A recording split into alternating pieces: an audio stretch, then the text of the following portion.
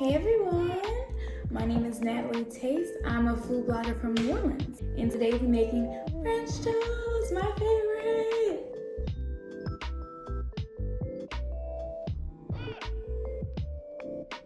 I don't know, it just seems like this little fancy dishes you always want to get when you go to brunch, but truly you can make this right at home. So I was very excited when I learned how to make this. Let's get started. You'll need bread.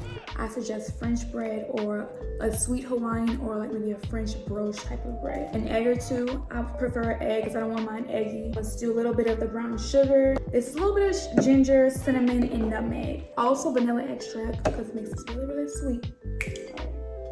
This is one of the tools you might need, or a fork works as well. This can be made so simple, you guys. I'm gonna get you like a medium-sized bowl. So first gonna take our egg.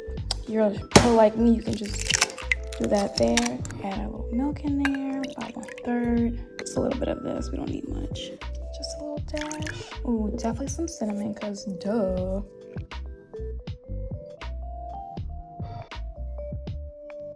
So we have our bread here. We're gonna dip our bread in the mixture. Then we're gonna scale it, and then we can plate it really pretty.